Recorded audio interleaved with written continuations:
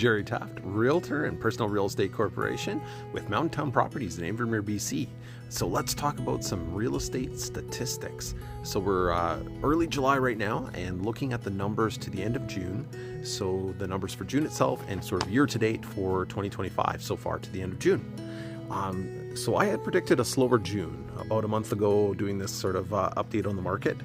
And things did feel slower. I had a number of listings that I thought would get more attention, that would have more showings, a few that I even thought might have multiple offers.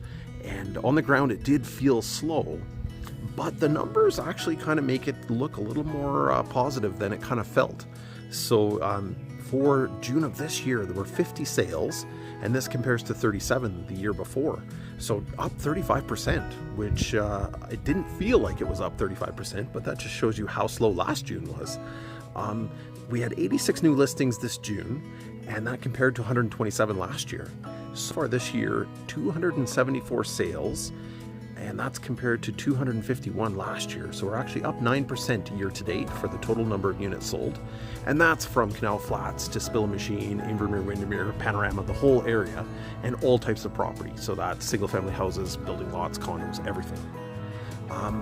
One interesting stat that I don't always talk about is days on market. So for June, the days on market averaged at 99 days, and last year it was 71 days. And the year-to-date average so far is 90, compared with 83 for last year. So it's kind of interesting. Things are maybe sitting on the market a bit longer, but things are still kind of moving. So the year-to-date average sale price is $523,643.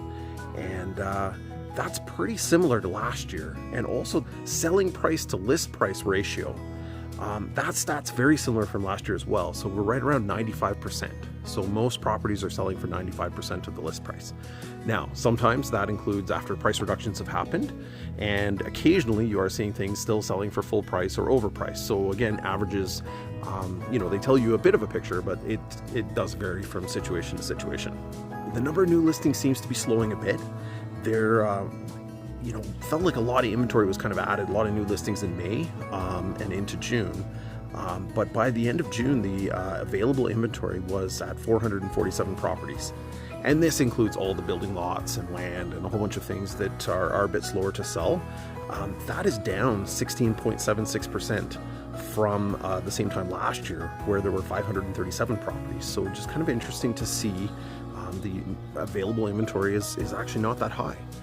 So some predictions going forward. So predictions, I think that if the new listings, and it does kind of look like new listings are slowing down, then I think that we're actually going to see some pressure on the existing inventory and things that have been on the market for a little bit, and we'll start to see some of that get absorbed.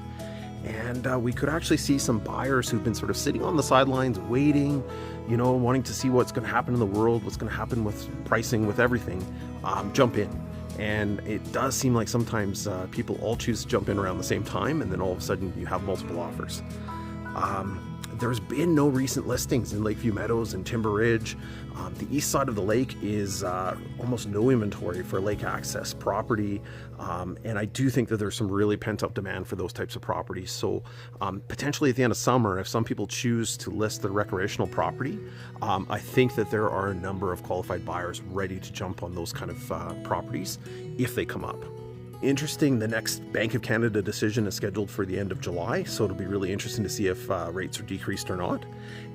So if the rate decrease does happen, that could stimulate some buyers again to kind of jump into the market. That might be the good news story that some people are waiting for.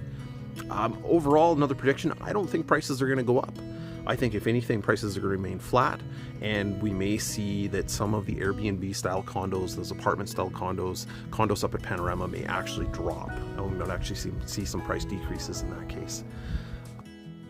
July of 2024 had 52 sales, and August had 51 sales last year. So looking at the next 2 months, I think that level of volume, those number of sales, is achievable for this year. I don't know if we'll hit numbers that are bigger than this, but I think those numbers are possible. So overall, if you're looking to buy or sell, or just looking for honest advice about the market, happy to help, and reach out to myself, and thank you very much.